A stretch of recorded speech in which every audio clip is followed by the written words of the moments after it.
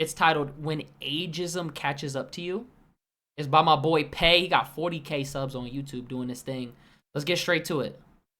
What's good, YouTube? It's Justice. I used to be Pay, and today I'm back with another video. And in this video, we're going to be talking about Lil Uzi's ageism catching up to him. But before I get into that, make sure you leave a like, comment, and subscribe. Y'all think Uzi is old? I feel like Uzi is one of those people that no matter how old he gets, he's going to have a young spirit, though. Do all those things. It helps me out a ton. Gen Z is a very ageist generation. We hate all things. Hell yeah. Oh, yeah. Tell me about it.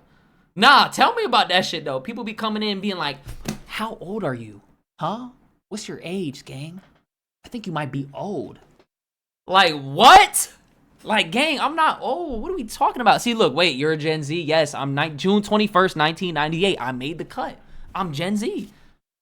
Come on, bro. Things that are old. In Gen Z, if you are over the age of 20, you're ancient, bro. Like, you might as well just get ready to go ahead and get in that box and go. Imagine being over the age of 25. Oh my God. 6 feet under, because your life is over once you hit 20. Like, you ever see those videos of those like kids or those basketball players in college when they're like, how old do you need to be considered to be old nowadays? And they're like, ah, man, 24.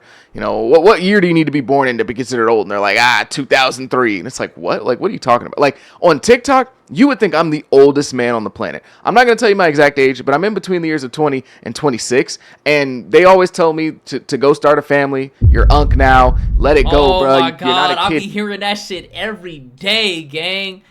Oh, my God. I mean, why are you making TikTok? Like, you would think I'm the oldest person to ever step foot on Earth. And even though Uzi he is a younger. I feel like people still fuck with Uzi, though, because Uzi is Uzi. Like, I still see, I see released Uzi music and unreleased Uzi music on TikTok all the time. And it'd be like Mario Kart gameplay sped up. And it'll be like a unreleased song. That shit always pops up on my shit. Like, I always see Uzi shit. Millennial, he acted just like this when he was on his come up. He would constantly talk about his age. He would talk about the difference between himself and the older generation of rappers or the older generation. Cats to see what y'all really built. Hey, you heard me? I'm not gonna lie though, this moment was crazy. Because this dude never expected Uzi, bro. He never expected Uzi to get to this point. He thought Uzi was gonna die out by the time he was like 25, 26. Uzi's one of the GOATs of this generation. He would never fall off. Too young. Your fans gonna be disappointed. All the old guys. You know what's crazy? It's always a generational divide too. He would talk about how him and his generation are doing things differently, and he heavily valued that youth. You never seen the grapefruit vid? Of course I did. That's a legacy video. And he would say to all the older people, if you're not gonna get with the program, then you just need to go ahead and get out the way. Yet now, Uzi is of the age of the people that he used to call old. And I think that he's actually in a very interesting part of his career. Yeah, but I feel like back then, the old generation used to hate on the young generation so much more. Like, I feel like all the young people now, they don't really get hated like that. I think the only person that really gets hate is net spend. Everyone else kind of gets, like, it's not really like a generational thing. You know what I mean? Now. Lil Uzi is a founding member of this generation of rap. A lot of the trends, fashion, and music really got its start with Uzi and his come up. It still feels a bit weird to say since this is like my high school era. Nine Vicious gets love. What are you talking about? Music, but Uzi is an OG at this point. He's been around for like over a decade now as a major player in the rap scene. This gimmicky rapper from Philadelphia with purple dreads and strange outfits and he got cooked. Bro, he got chest hairs and shit. Oh my God, he was getting crucified for this shit. Do you know how many conspiracy videos came out at the time? Talking about he pushing the gay agenda and shit. Even stranger music actually lasted 10 years instead of falling off like a lot of the media members said he would when he was on his rise. He's now 31 years old and now at a point in his career where he is an elder statesman. And while I wouldn't say his career is in a complete state of flux, there definitely isn't a laid out path for him at the moment. And the future... Yeah, but that's because Uzi did that to himself. Like, if you notice throughout the past few years, Uzi was never 100% with his rollout. Do you know what I mean? Like, what was it? Pink Tape? How many music videos have you seen from any of the songs there? Correct me if I'm wrong. Was there ever a Pink Tape tour? Pink Tape Deluxe? Near future, especially. I didn't mean to play it. As soon as Pink Tape came out, what happened? NFL dropped. And then next thing you know, we went straight into EA2. completely forgot about it. Crazy, bro. Actually is up in question. Uzi has always seen himself as the young guy coming in with all the sauce, throwing a wrench. Oh my God, I remember when he performed. I actually got a crazy video because I was dead in the front. Hold on. I was, bro, this was Rolling Loud, right? A$AP Rocky was performing right after Lil Uzi. Bro, as soon as Uzi was done performing, I jumped out the crowd. I did not give a fuck, bro. I swear to God. I was right in the front. I'm talking about all day fighting to get to the front. Literally, I swear to God. And I got the best angle, bro. I got you right now. Hold on. I'm about to show you this shit. This shit was crazy, bro. I don't think anybody had a better angle than me. Look. Oh, wait. No, that's 21. Dude, I used to be going to Rolling Loud a lot. Look at the angle that I had.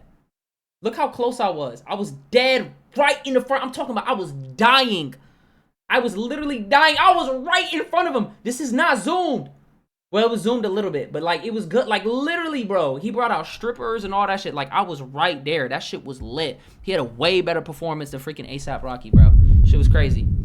Uzi is one of the GOATs of this generation, bro. The game, innovating sounds and styles, almost starting a revolution in hip hop. And he was right to believe those things about himself. But now he's the older, established guy who isn't really trailblazing. Now he's running around with glow and shit. They butt buddies. Breaking any new ground anymore. In fact, his style that was seen as so chaotic and so new and so out there has been adapted by so many people that came behind him. I'm not gonna lie. So Fago, he was kind of like, he had so much potential. He still got potential, but not really. Nine Vicious, on the other hand, I'm not going to lie, GOAT status. I don't think he really mirrors Uzi, though. I see more thug in Nine Vicious than I ever seen in Uzi. Not even really seen as super different anymore. He doesn't stick out like a sore thumb like he used to in the past. There was a time when Uzi was so new and everything that he was doing was so different that everything he did was either copied or it was heavily debated upon as the worst thing to ever happen in the history of hip-hop, or something really cool and something that's going to break open doors for the next generation. Now, I'm not saying that Uzi can no longer innovate in rap after turning 30 or being over the age of 30, but it just doesn't come as easy for him as it once did. It's not as natural. I don't think it's... Okay, that's not Uzi's fault, though. Here's the problem with Uzi, right? And Academic said this, and I completely agree with it. Uzi's audience wants him to make 2016 music. They don't want anything else. They like the, I just want to rock, right? They like that shit, but they only really like that song.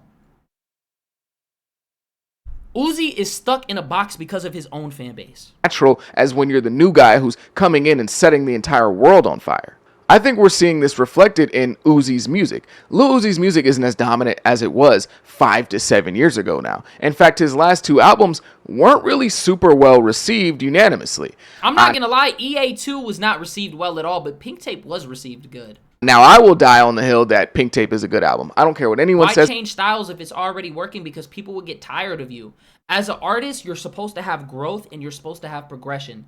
The reason why Playboi Carti is up right now and it feels like he's still a new artist, even though he's been making music since like 2015, is the fact that he's always progressed. It's the fact that he's always changed his style. It's the fact that he's never been afraid to switch things up, to evolve, to be different. Same thing with Travis Scott. Same thing with Kanye West. A lot of the best artists have had completely different eras, bro.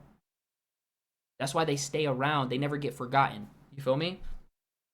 I don't care what anyone has to say. You can't tell me anything about that project. I think it's really good. I enjoy the experimental stuff. I enjoy some of the weird, quirky stuff on there. I think it's a ton of fun. But there's no denying that that isn't the total overall kind of summary opinion when it comes to the Pink Tape. Most people in rap really didn't care for it that much. Even some of Uzi's diehard fans. Travis does not make the same sound. Cap. Didn't really care for that album that much. Now, when we get to Eternal Take 2... Shit was hot dog water. There's not much I can say for that project. I think that is... Pink Tape was actually good. Pluto to Mars? That shit was tough. I don't want to say a bad album, but it's definitely not a good album. And I think that opinion has been reflected amongst the community, whether it's Uzi fans or just fans as a whole. Everyone kind of agrees that Eternal Take 2 was a miss. And I think that not only did the poor reaction from fans kind of get to Uzi a bit, I also think that the low Mizzy, would you ever box on brand risk? Shit, it depends on who I'm fighting, but yeah. sales did as well, because this album only sold 60K first week, which for Uzi, the guy that Uzi is a very low mark. It's truly an amazing thing that Uzi's career has gone on for this long with this much great music, this much fan support, this many numbers and accomplishments. Like, it's an amazing thing. However, I don't think Uzi ever really thought of himself as like getting older and rapping. And I know that sounds weird because like, you know, it was only Wasn't he supposed to drop an album called Forever Young years ago, but still, when you look at the way that he used to talk or look at some of his old tweets, it was like he didn't picture himself rapping at 30 plus. Maybe he thought he would be full time doing the rock star thing, or maybe just moving on to a completely different venture in life. But he would tweet stuff like, oh, you know, if you're older than 25, then you're old. Just accept it, or something like that. That's what every person under 25 thinks, though. And then you become 25 and you realize that's not actually old. Because when I turned 25, I'm like, damn, I'm old as fuck. And then I was 25 and I'm like, damn, that shit's really not old. It's like 30. When you 30, you're not actually old. I don't think you really get old, quote unquote, until you're like 40. But if you're like 32, that's really when you start getting old. Like, that's really when you start. Look at Kyrie. Kyrie got knowledge at 32. Yo, Papi Nizzy, I ain't letting you forget kissing a random girl, gang. Young and dumb, you feel me? How old do you feel? I feel the same. I still feel like I'm in my early 20s, bro. I'm not gonna lie. That, or he would tweet things like, if you're 30 and up, you're lame. And now he is that 30-year-old lame person, I guess, according to his own words. I told the other people, it's a lot of people I never saw in person. I want to see how they look in person. Like who? I don't know. All the old people. I want to see how they look, see how old they look. And it feels like in his career, he's kind of stuck. Like, he just doesn't really know what to do next. Now, of course, this is me looking, but that wasn't because he was old, though. He's been in that situation from the outside in, but I think there's a lot of evidence to prove that based on him saying a whole bunch of different things. Old Uzi, new era. We're going back to 2016. We're doing Barter 1600. Like, there's a lot of different things that he's been saying. But that shit leaked, though. You can't count that. So it feels like he's not really quite sure where to go next, and I think that is a bit weird for him, because Uzi never had to think about what he's going to do next, what his next sound was going to be. Uzi just did. He just did things. Facts. He used to, back in like Uzi's prime in like 2016, hell yeah. And people liked it regardless. So now when he's just doing things and people are kind of like, I don't know about that, Uzi. I think that is kind of weird for him, and he's not really quite sure how to handle that. Ironically, whenever Uzi tries to like activate his fan base or rejuvenate them, get them excited again, he kind of leans into the old Uzi. He'll say stuff like the old Uzi's coming back, or he'll do a bunch of how many times has he said that, bro? He said that mad times. Things that remind people of stuff from back in the day, or, you know, he'll even say he's going to continue a series that people loved in his discography. You remember when he brought back the 2016 dreads, bro?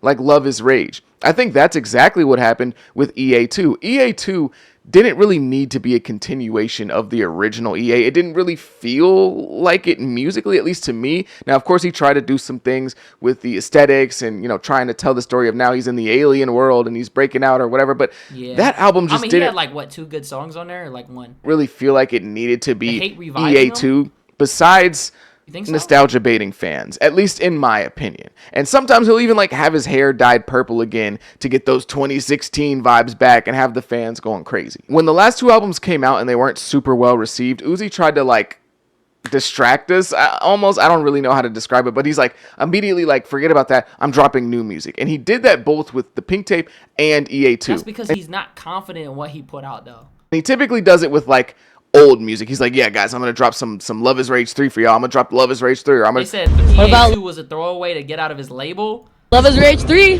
Oh yeah, that's coming. Not too long. Like honestly, I know I usually be lying, but a couple months. Yeah, but like, bro, people were speculating like Forever Young, EA3. I mean, what was it? I mean, Love is Rage 3. I said EA3, EA2.